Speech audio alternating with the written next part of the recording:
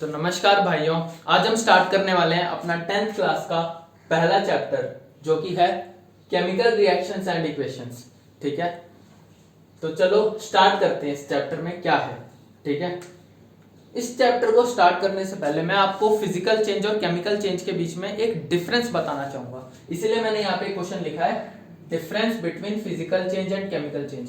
अगर आपको physical change और केमिकल चेंज अच्छे से क्लियर हो गया, फिजिकल चेंज और केमिकल चेंज में अच्छे से क्लैरिटी आ गई, तो आप केमिकल रिएक्शन, केमिकल इक्वेशन क्या होता है, ये सारी चीजें आप अच्छे से सीख जाओगे। ठीक है, तो चलो स्टार्ट करते हैं, देखते हैं कि फिजिकल चेंज और केमिकल चेंज के बीच में क्या डिफरेंस होता है। हालांकि आपने ये टॉपिक 9th क्लास में भी पढ़ा होगा, लेकिन एक बार थोड़ा सा अच्छा बेस बनाने के लिए अपन लोग इसे यहां भी कर लेते हैं। ठीक है, तो क्या होता है physical change? When a substance undergoes a physical change it's chemical composition remains the same. जब कोई सब्सटेंस फिजिकली चेंज हो रहा होता है तो जो उसका कॉम्पोजिशन होता है वो हमेशा सेम रहता है। ठीक है, उस पर्टिकुलर सब्सटेंस का जो कॉम्पोजिशन होगा वो हमेशा ही सेम रहेगा, लेकिन उस मॉलिक्यूल्स के अंदर जो पार्टिकल्स है ना वो अपने आप को रीअरेंज कर लेते हैं। ठीक है, और यहीं अगर मैं बात करूं केमिकल चेंज की, when a substance undergoes a chemical change then its molecular composition is entirely changed. अगर कोई सब्सटेंस केमिकली चेंज हो रहा है तो जो उसके अंदर का मॉलिक्यूलर कंपोजिशन होगा वो कंप्लीटली चेंज हो रहा होगा। ठीक है, दस chemical change involves the formation of new substance. Chemical change के कारण हमेशा एक नया सब्सटेंस बनता है। अब हम इन दोनों पॉइंट्स को अच्छे से समझते हैं। पहले तो हम देखते हैं कि ये मॉलिक्यूलर कंपोजिशन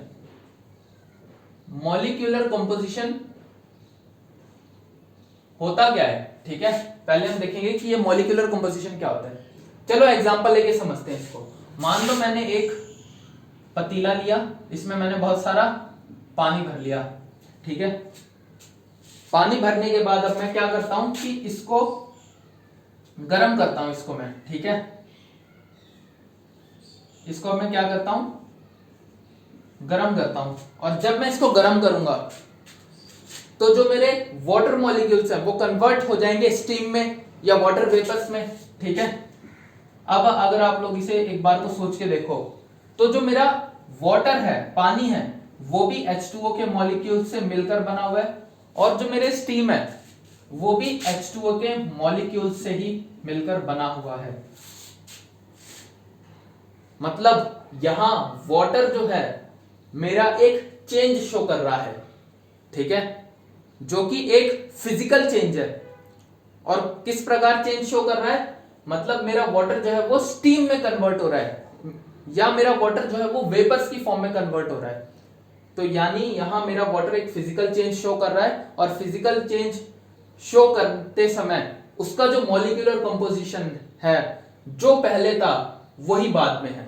ठीक है, मॉलिक्यूलर कंपोजिशन चेंज नहीं हो रहा।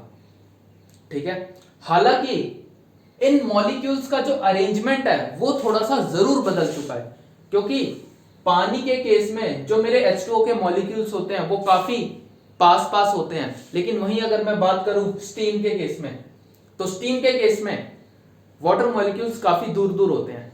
यानी कि वाटर मॉलिक्यूल्स का जो अरेंजमेंट है वो चेंज हो गया, या मैं यहां ये भी कह सकता हूं कि वाटर मॉलिक्यूल्स रीअरेंज हो गए हैं, लेकिन उनका जो मॉलिक्यूलर कंपोजिशन है या उनका जो कंपोजिशन है, इसको मैं कई बार सिर्फ कंपोजिशन भी कह देता हूं, मॉलिक्यूलर कंपोजिशन और ओनली कंपोजिशन, या इनका जो कंपोजिशन है वो तो सेम ही है। ठीक है, बस इसमें थोड़ा सा क्या हो गया, रीअरेंजमेंट हो गया, या वाटर मॉलिक्यूल्स ने अपने आप को रीअरेंज कर लिया जब फिजिकल चेंज हुआ वाटर का। ठीक है, अब अगर मैं एक एग्जांपल लेता हूं केमिकल चेंज की। ठीक है, केमिकल चेंज के फर्स्ट पॉइंट को समझने के लिए, तो मान लो मैंने एक, ये आपकी एक्टिविटी 1.1 दे रखी होगी एनसीईआरटी की किताब में। ठीक है, मैंने 2 सेंटीमीटर लंबा एक मैग्नीशियम रिबन लिया, ठीक है। इसको मैंने सैंड पेपर से अच्छे से घिस लिया, ताकि अगर कोई इंप्योरिटी इसके सरफेस के ऊपर रह गई हो, ठीक है, वो सब हट जाए, क्योंकि मुझे सिर्फ मैग्नीशियम रिबन ही चाहिए, उसके ऊपर की लगी हुई इंप्योरिटी नहीं चाहिए। तो सैंड पेपर की हेल्प से मैंने इसको घिस लिया, रगड़ लिया अच्छे से, इस कारण मेरा जो मैग्नीशियम रिबन है वो क्लीन हो गया, ठीक है। और उसके बाद मैं क्या करता हूं कि मैं पेयर ऑफ टोंग लेता हूं। अब यहां आप लोग सोचोगे कि टोंग का मतलब क्या है भैया, तो यार टोंग है ना, कैंची जैसा दिखता है, पर उससे चीजों को हम काटते नहीं है, होल्ड कर लेते हैं। मतलब कुछ ऐसे सा ही दिखेगा इस प्रकार। ये मान लो ये आपके टोंग है, 2 पीसेस ऑफ टोंग, वो इस प्रकार ऐसे करके होल्ड कर लेगा किसी चीज को, काटेगा नहीं, होल्ड कर लेगा, ठीक है। तो मैंने टोंग की हेल्प से इस मैग्नीशियम रिबन को होल्ड करा। फिर एक मैंने फ्लेम ले लिया या बंसन बर्नर, और उसमें मैंने आग जलाई, और आग जलाने के बाद, आग लगाने के बाद बंसन बर्नर में मैंने मैग्नीशियम रिबन को जलाया। तो जब मैं मैग्नीशियम रिबन को जला देता हूं तो मैग्नीशियम रिबन जल जाता है और व्हाइट डेजलिंग फ्लेम के साथ जलता है, ठीक है। व्हाइट डेजलिंग फ्लेम शो करता है और मैग्नीशियम रिबन मेरा जल जाता है। और जलने के बाद जो मुझे प्रोडक्ट मिलता है, ठीक है, जलने के बाद जो मुझे मिलता है प्रोडक्ट, वो व्हाइट कलर का होता है या व्हाइट पाउडर होता है, ठीक है। और इसको मैं अपनी चाइना डिश में कलेक्ट कर लेता हूं। अब आप लोग सोचेंगे कि भैया ये चाइना डिश क्या होती है, और चाइना तो वैसे भी हमारा दुश्मन है, ये चाइना डिश आप क्यों बोल रहे हो बार बार। तो यार जो चाइना डिश है वो एक ट्रांसपेरेंट प्लेट होती है, ट्रांसपेरेंट प्लेट, ठीक है। उसमें खाना नहीं खा सकते, उसमें हम चीजों को कलेक्ट कर रहे होते हैं। तो मैग्नीशियम जलने के बाद जो उसके अवशेष बचे हुए होंगे, ठीक है, या जो प्रोडक्ट आएगा उसको मैं चाइना डिश में कलेक्ट कर लूंगा, और जो मेरा प्रोडक्ट होगा उसका कलर कैसा होगा, व्हाइट कलर का दिखेगा, या उसे मैं व्हाइट पाउडर भी कह सकता हूं। और जब मेरा मैग्नीशियम रिबन जल रहा होगा बंसन बर्नर की हेल्प से, तो मुझे एक व्हाइट डेजलिंग फ्लेम जरूर दिखाई पड़ेगी, ठीक है। तो अब मैं आपको यहां क्या समझाना चाह रहा हूं, पहले हमारे पास था क्या, मैग्नीशियम रिबन, ठीक है। उसके बाद मैग्नीशियम रिबन को जब मैंने जलाया तो वो कन्वर्ट हो गया किसमें, व्हाइट कलर या व्हाइट पाउडर में। और ये व्हाइट पाउडर असल में मैग्नीशियम ऑक्साइड है, ये व्हाइट पाउडर जो है ये असल में मैग्नीशियम ऑक्साइड है, ठीक है। और मैग्नीशियम ऑक्साइड का ही कलर सफेद रंग का है, क्योंकि यहां पे क्या हुआ, बेसिकली मैग्नीशियम जो है वो ऑक्सीजन से रिएक्ट कर गया। एटमॉस्फेयर में हमारे बहुत सारी ऑक्सीजन प्रेजेंट है ना, तो जब मैं किसी चीज को जला रहा होता हूं तो वो चीज एटमॉस्फेयर में प्रेजेंट ऑक्सीजन से रिएक्ट कर जाती है, ठीक है। वो चीज एटमॉस्फेयर से प्रेजेंट ऑक्सीजन में रिएक्ट कर जाती है। मतलब कि अब आप लोग सोचोगे कि भैया मैग्नीशियम रिबन को मैं वैसे ही खुला छोड़ देता एनवायरनमेंट में, मैग्नीशियम रिबन को मैं खुला छोड़ देता एनवायरनमेंट में, तब वो क्यों नहीं जल जाता, क्योंकि एनवायरनमेंट में तो तब भी ऑक्सीजन है और मैग्नीशियम रिबन तो है ही। तो मैं कहूंगा यार कि मैग्नीशियम जो होता है वो इतना रिएक्टिव नहीं होता, मुझे मैग्नीशियम को रिएक्टिव बनाने के लिए हीट देना पड़ता है, जो मैं बंसन बर्नर की मदद से या बंसन फ्लेम की मदद से मैं उसे हीट देता हूं, और हीट देने के बाद मेरा मैग्नीशियम रिबन रिएक्टिव हो जाता है, और फिर वो एटमॉस्फेयर में प्रेजेंट ऑक्सीजन से रिएक्ट कर देता है, और रिएक्ट करने के बाद वो मैग्नीशियम ऑक्साइड बनाता है, और मैग्नीशियम ऑक्साइड का कलर ही व्हाइट होता है। तो अब आप लोग यहां गौर से देखो एक बार कि पहले मेरे पास जो मेरा सब्सटेंस था, मेरा सब्सटेंस क्या था, मैग्नीशियम था, ठीक है। और मैंने मैग्नीशियम को एक केमिकल चेंज दिया, ये जो अभी मैंने पूरा मैग्नीशियम को जलाने का प्रोसेस करा एक्टिविटी 1.1 में, ये एक काइंड ऑफ केमिकल चेंज ही तो है। किसी चीज को जला देना केमिकल चेंज ही तो होता है, क्योंकि मैं उसको वापस दोबारा नहीं ला सकता, ठीक है, मतलब मैं वापस उस पर्टिकुलर सब्सटेंस को उसकी ओरिजिनल फॉर्म में नहीं ला सकता, है ना। तो मैग्नीशियम को मैंने बेसिकली एक केमिकल चेंज दिया, तो मेरा मैग्नीशियम कन्वर्ट हो गया मैग्नीशियम ऑक्साइड में। तो क्या आप लोग देख पा रहे हो कि पहले मेरा मैग्नीशियम था, यानी पहले जो मेरी मैग्नीशियम रिबन थी वो कंप्लीटली मैग्नीशियम से बनी हुई थी। अब मेरी मैग्नीशियम रिबन कन्वर्ट हो गई एक व्हाइट पाउडर में। तो जो मेरा व्हाइट पाउडर है वो अब किससे बना हुआ होगा, वो मैग्नीशियम ऑक्साइड से बना हुआ होगा, ठीक है, वो बना हुआ होगा मैग्नीशियम ऑक्साइड से। यानी कि जो मेरा मॉलिक्यूलर कंपोजिशन है वो कंप्लीटली चेंज हो गया, ठीक है। ये मेरे सब्सटेंस का एक मॉलिक्यूल पहले ये था, अब मेरे उसी सब्सटेंस का जो मॉलिक्यूल है वो ये हो गया। अब मेरा जो सब्सटेंस है वो इस मॉलिक्यूल से मिलकर बना हुआ है, ठीक है, मेरा जो व्हाइट पाउडर है वो इस पर्टिकुलर सब्सटेंस से मिलकर बना हुआ है, ठीक है। तो यानी कि आप लोग देख पा रहे हो कि मेरा मॉलिक्यूलर कंपोजिशन चेंज हो गया। मॉलिक्यूलर कंपोजिशन, मॉलिक्यूल्स का कंपोजिशन चेंज हो जाना, इसे ही मैं मॉलिक्यूलर कंपोजिशन का चेंज होना कहता हूं। और आप लोग देख पा रहे हो आसानी से बहुत कि केमिकल चेंज जैसे हुआ तो मेरा मॉलिक्यूलर कंपोजिशन भी चेंज हो गया, ठीक है। बस यही था, और ये बहुत इंपॉर्टेंट था समझना आपका, एक्टिविटी 1.1। तो ये मैंने आपको अच्छे से समझा दिया। अब दूसरा पॉइंट ऑफ डिफरेंस क्या है इन दोनों के बीच। फिजिकल चेंज एक टेम्परेरी चेंज होता है, केमिकल चेंज एक परमानेंट चेंज होता है। मतलब मैं दोबारा मैग्नीशियम ऑक्साइड को मैग्नीशियम में कन्वर्ट नहीं कर सकता, ठीक है। A physical change involves very little to no absorption of energy, but during a chemical change absorption and evolution of energy takes place, ठीक है। जब मेरा एक फिजिकल चेंज होता है तो बहुत कम एब्जॉर्प्शन और इवोल्यूशन होता है एनर्जी का। एब्जॉर्प्शन मतलब एनर्जी का लेना, इवोल्यूशन मतलब एनर्जी का रिलीज करना, ठीक है।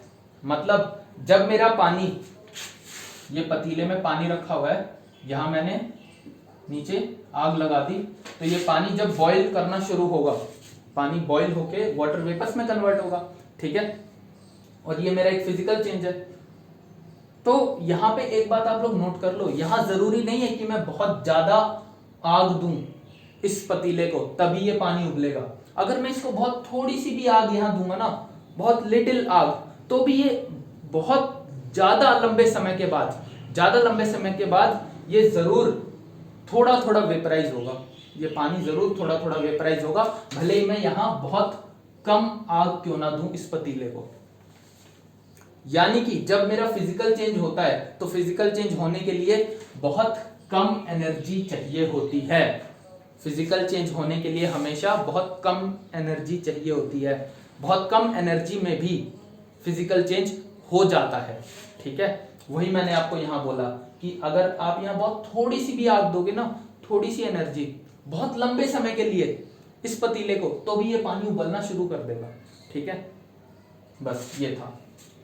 अब उसके बाद जब मेरा बर्फ, आइस दोबारा पानी में कन्वर्ट होता है,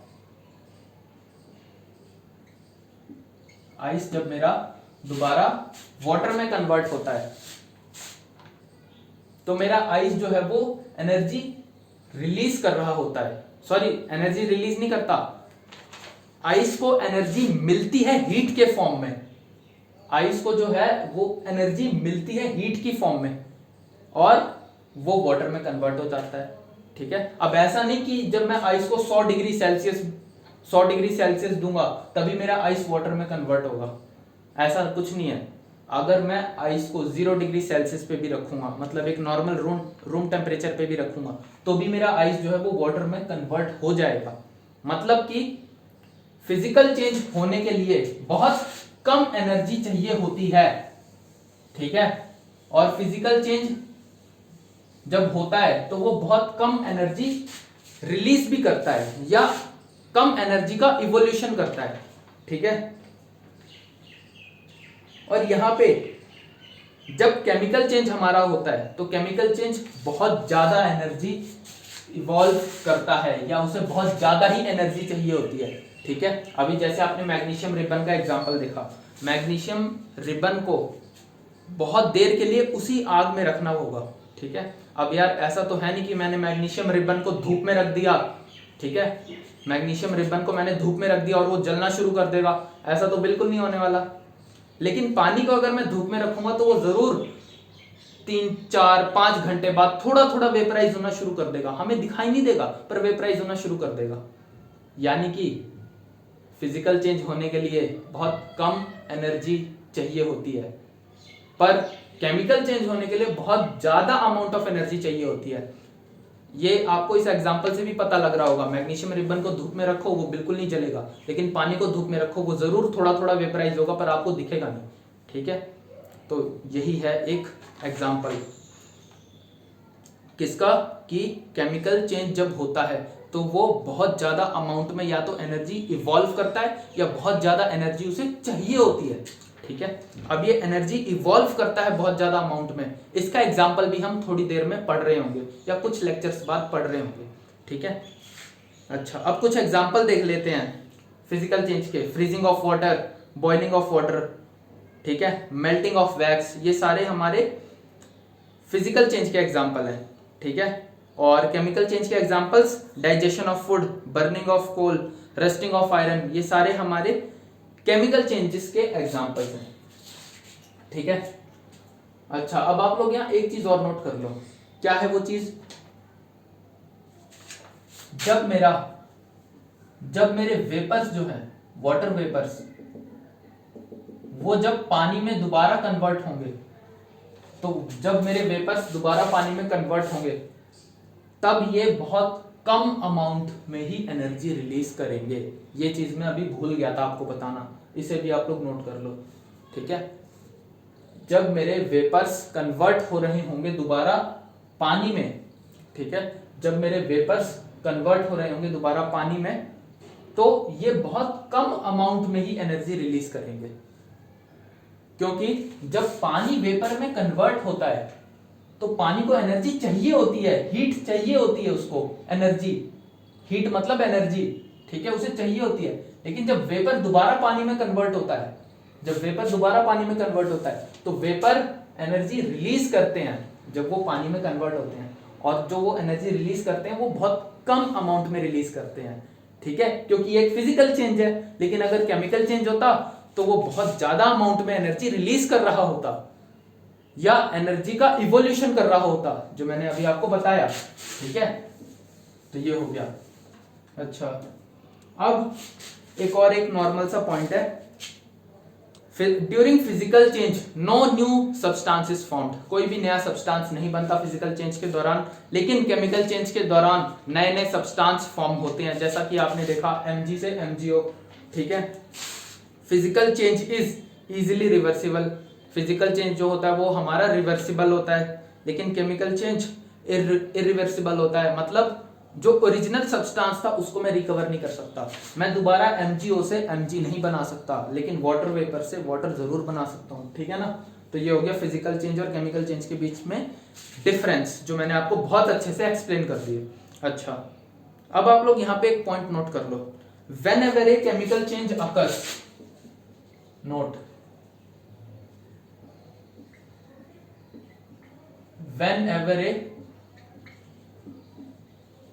chemical change occurs, then we can say that a chemical reaction has taken place. Then we can say that a chemical reaction has taken place. ये एक इंपॉर्टेंट पॉइंट है, जब भी मेरा केमिकल चेंज होता है तो मैं कह सकता हूं कि जरूर जरूर जरूर मेरी केमिकल रिएक्शन हुई होगी। ठीक है, अब मैं यहां पे एक क्वेश्चन मैंने लिख रखा है, what is meant by A chemical reaction, chemical reaction का मतलब तो बता दो भैया पहले क्या होता है। ठीक है, तो मैं आप लोगों को बताता हूं कि केमिकल रिएक्शन का क्या मतलब होता है। बेसिकली जब मैंने Mg, ठीक है, मैग्नीशियम का जो रिबन था, जब मैंने उसको जलाया था, मैग्नीशियम के रिबन को जब मैंने जलाया था तो उसने, मैग्नीशियम रिबन रिएक्ट कर गया था किससे, ऑक्सीजन से। हाई टेम्परेचर में मैग्नीशियम रिबन रिएक्ट कर गया था ऑक्सीजन से। अब आप लोग सोचेंगे कि भैया ये हाई टेम्परेचर कहां से आ गया? अरे हमने हाई टेम्परेचर दिया नहीं है, बर्नर की मदद से हाई टेम्परेचर नहीं दिया था, ठीक है। तो मैग्नीशियम रिबन हाई टेम्परेचर की मदद से ऑक्सीजन से रिएक्ट करके मैग्नीशियम ऑक्साइड में कन्वर्ट हो गया। यहां पे मैग्नीशियम और ऑक्सीजन मेरे रिएक्ट कर रहे हैं। रिएक्ट करने को हम क्या कहते हैं? रिएक्शन करना, ठीक है। और जो मेरे मैग्नीशियम और ऑक्सीजन है ये दोनों केमिकल्स हैं। दो केमिकल्स रिएक्ट करके, दो केमिकल्स मैग्नीशियम और ऑक्सीजन दोनों रिएक्ट करके एक नया प्रोडक्ट बना रहे हैं मैग्नीशियम ऑक्साइड, जो कि एक तीसरा केमिकल है। तो इसे ही मैं बेसिकली क्या कहता हूं? मेरी केमिकल रिएक्शन। कि जब मेरे केमिकल्स रिएक्ट करते हैं एक दूसरे से, ठीक है, जब मेरे केमिकल्स रिएक्ट करते हैं एक दूसरे से, उसे ही मैं क्या कहता हूं? केमिकल रिएक्शन, ठीक है, उसे ही मैं कहता हूं केमिकल रिएक्शन। और जब भी केमिकल चेंज होता है तो मैं कह सकता हूं कि केमिकल रिएक्शन जरूर हुई होगी। केमिकल रिएक्शन जरूर हुई होगी जब भी मेरा केमिकल चेंज होता है। अभी आपने देखा कि जब मैग्नीशियम मेरा मैग्नीशियम ऑक्साइड में कन्वर्ट हो गया तो वो एक केमिकल चेंज था, वो एक केमिकल चेंज था। और केमिकल चेंज था इसलिए क्योंकि उसमें केमिकल रिएक्शन हुई है। किस किस की केमिकल रिएक्शन हुई है? मैग्नीशियम और ऑक्सीजन की केमिकल रिएक्शन हुई, मैग्नीशियम ऑक्साइड बना, वो एक केमिकल चेंज था और वहां पे रिएक्शन भी हुई है, जो मैंने आपको अभी बताया। दो केमिकल्स के बीच में वहां रिएक्शन हुई है, तभी मेरा मैग्नीशियम ऑक्साइड बना, जो कि एक और केमिकल है। मैग्नीशियम ऑक्साइड एक तीसरा केमिकल है। तो यही है मेरी केमिकल रिएक्शन। और केमिकल रिएक्शन अगर हो रही है तो जरूर केमिकल चेंज हो रहा होगा, ठीक है, तो जरूर मेरा केमिकल चेंज होगा। ये आप उस एग्जांपल से भी समझ पा रहे होगे, मैग्नीशियम रिबन वाला जो मैंने आपको अभी दिया, ठीक है। ये पॉइंट हो गया एक इंपॉर्टेंट नोट करने वाला। अब क्या है? अब हम देखते हैं कि हमारी एक एक्टिविटी 1.2 और 1.3 देखते हैं हम एक बार क्या क्या है। वैसे पहले एक बार हम अपने क्वेश्चन को ले लेते हैं। How do we come to know that a chemical reaction has taken place? हमें इस बात का पता कैसे चलेगा कि केमिकल रिएक्शन सच्ची में हुई है, ठीक है, हमें इस बात का पता कैसे चलेगा कि जो केमिकल रिएक्शन है वो सच्ची में हुई है? तो चलो देखते हैं। एक्टिविटी 1.2, बेसिकली जो हमारी एक्टिविटी 1.2 है वो क्या कहती है?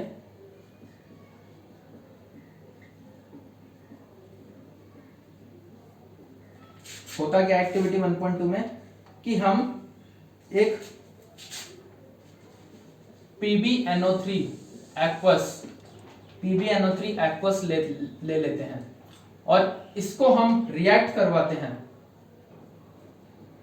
Ki से, ठीक है। PbNO3 क्या होगा यहां मेरा? Lead nitrate. हालांकि अभी आप लोग ये PbNO3 को भूल जाओ एक बार को, और Ki है मेरा potassium iodide,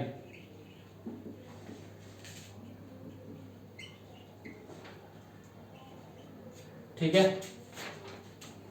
PbNO3 lead nitrate, Ki potassium iodide, दोनों को मैंने एक्वस फॉर्म में लिया। एक्वस फॉर्म का मतलब अभी आपको थोड़ी देर में समझ आ जाएगा। बस आप लोग इतना नोट कर लो कि मैंने लेड नाइट्रेट को लिया, ठीक है, लेड नाइट्रेट को मैंने मिक्स कर दिया पोटेशियम आयोडाइड के साथ, तो मेरा क्या बनेगा? मेरा बनता है PbI2 यानी कि lead iodide plus potassium nitrate.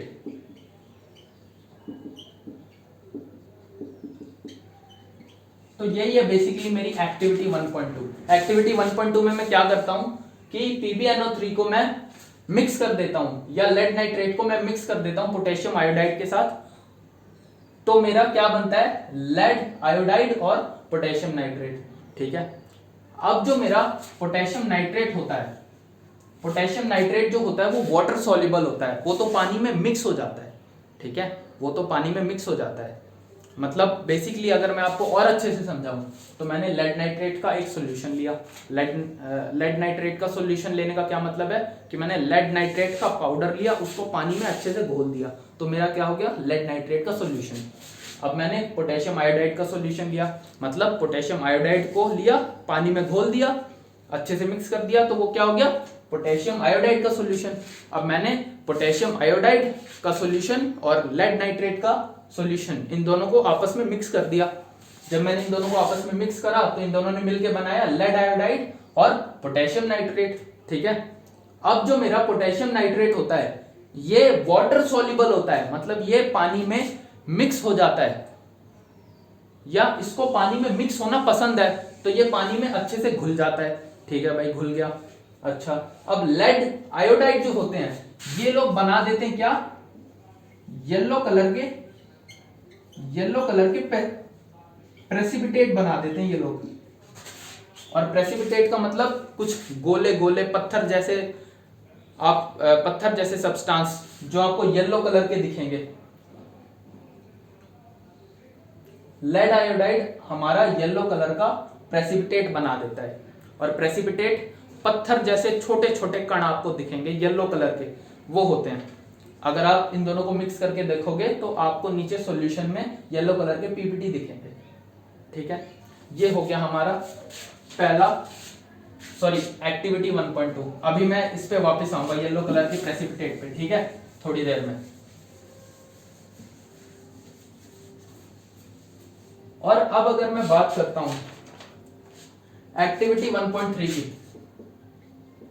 तो एक्टिविटी 1.3 में हम क्या करते हैं कि मैं एक बीकर में जिंक ग्रैन्यूल्स ले लेता हूं, मतलब छोटे छोटे कण जिंक के। अब इसमें या तो मैं सल्फ्यूरिक एसिड या और HCl ऊपर से मिक्स कर देता हूं। यहां आप लोग ध्यान देना कि H2SO4 या HCl ये दोनों एसिड्स हैं, इनको थोड़ा केयरफुली हैंडल करना। ठीक है, H2SO4 या HCl दोनों में से किसी एक का मैं कंसंट्रेटेड सॉल्यूशन लेता हूं, सॉरी दोनों में से किसी एक का मैं सॉल्यूशन लेता हूं और उसे ऊपर से डाल देता हूं इन जिंक ग्रैन्यूल्स में।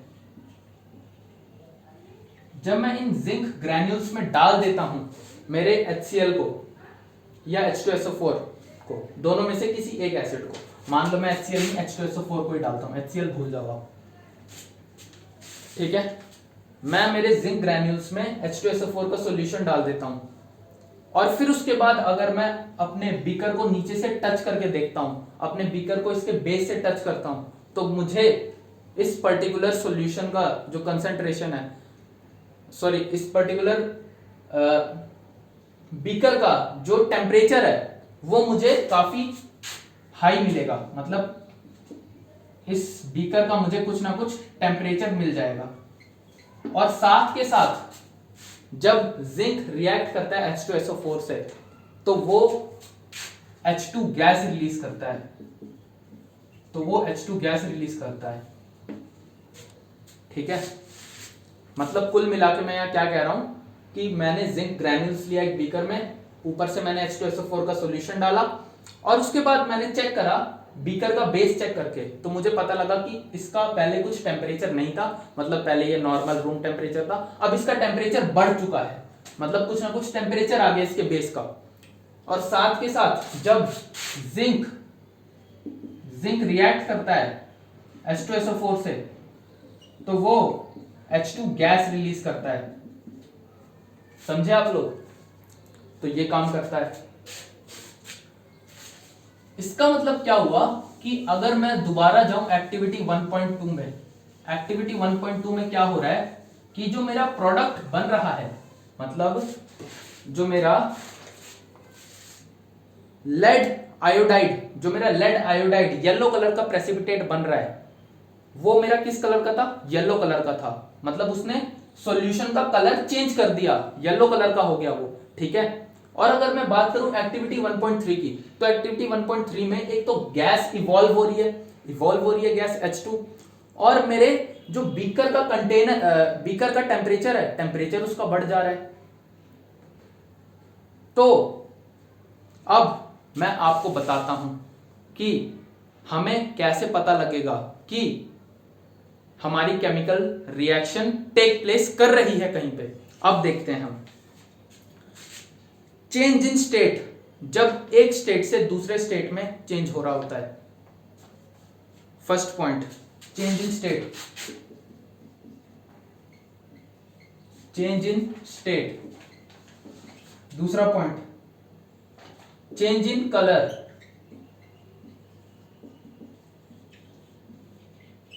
Change in colour. उसके बाद इवोल्यूशन ऑफ गैस,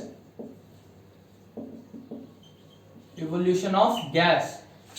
और उसके बाद चौथा पॉइंट क्या है, चेंज इन टेम्परेचर। तो क्या आप लोगों ने देखा कि इन दोनों एक्सपेरिमेंट्स में हमें ये चारों चीजें दिख गई। स्टेट में चेंज हुआ था, जो मेरा लेड आयोडाइड था वो प्रेसिपिटेट यानी सॉलिड फॉर्म में कन्वर्ट हो गया था, तो यानी स्टेट में चेंज हुआ। ठीक है, स्टेट में चेंज हुआ है ना, क्योंकि मैंने पहले शुरू में दोनों के सॉल्यूशन लिए थे। मैंने लेड नाइट्रेट का और पोटेशियम आयोडाइड का सॉल्यूशन लिया था। उन दोनों सॉल्यूशन को जब मैंने मिलाया तो मेरा प्रेसिपिटेट बन गया, और प्रेसिपिटेट सॉलिड होता है, छोटे छोटे कण येलो कलर के प्रेसिपिटेट बने मेरे। तो एक तो मेरा स्टेट में चेंज हुआ और एक मेरा कलर में भी चेंज हुआ, मतलब मेरा प्रेसिपिटेट का कलर येलो हो गया था। ठीक है, फिर जब ये दोनों मैंने एक्टिविटी 1.2 में दिखी मुझे ये दोनों चीजें। अच्छा, एक्टिविटी 1.3 में मुझे एक गैस का इवोल्यूशन दिखा, मतलब गैस निकलती हुई दिखी, और साथ के साथ मुझे टेम्परेचर में चेंज भी दिखा। कैसे दिखा, जब मैं बीकर को नीचे से टच कर रहा था तो मुझे वो थोड़ा गर्म लगा, तो मुझे चेंज इन टेम्परेचर दिखा।